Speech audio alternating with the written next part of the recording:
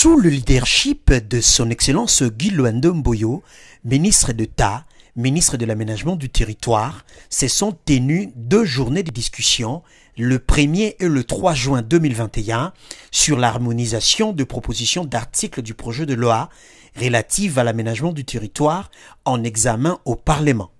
Y ont pris part la cellule juridique et la cellule d'appui technique de son cabinet, le groupe de travail Climat-RED rénové, le secrétariat exécutif du FONARED et la société civile représentée par plusieurs ONG, dont le CODELT.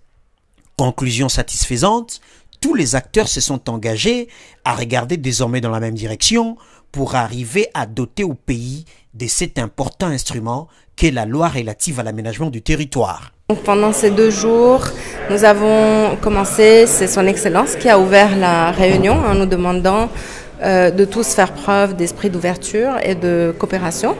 Il nous a donné la méthodologie de travail, nous a demandé de passer point par point des observations qui avaient été relevées et communiquées. C'est ce que nous avons fait dans un tableau synoptique.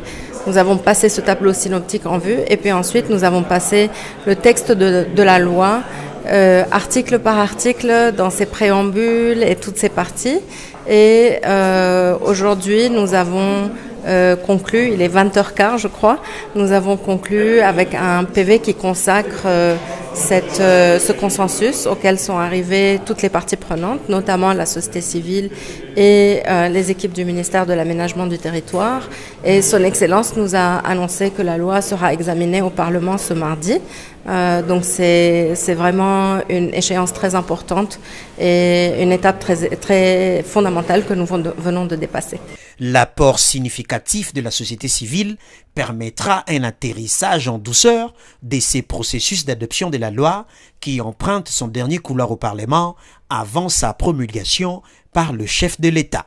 Oui, je crois qu'il y a vraiment lieu d'être rassuré parce qu'on a travaillé de manière tout à fait détendue entre nous, organisation de la société civile, et le ministère de l'Aménagement du Territoire.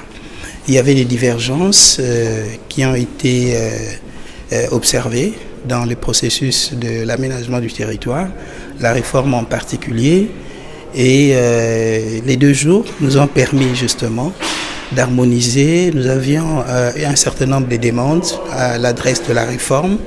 Nous avons salué le fait que son Excellence a permis que ces 2 jours aient lieu et nous avons discuté, on est arrivé à des compromis et je pense qu'on peut dire que nous sommes en train de converger vers une version consensuelle de la loi.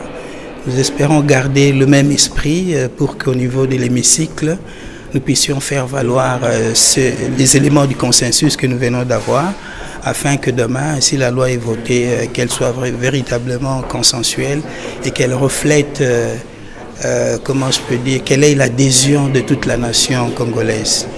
Avec la politique nationale d'aménagement du territoire, la loi qui finit sa course au Parlement et les plans provinciaux et locaux d'aménagement du territoire en cours d'élaboration, le ministre d'État Guy Luando met en œuvre la volonté du président de la République, Félix-Antoine Tshisekedi, qui veut voir le développement du Congo partir de la base pour léguer un pays modernisé et aménagé aux générations futures.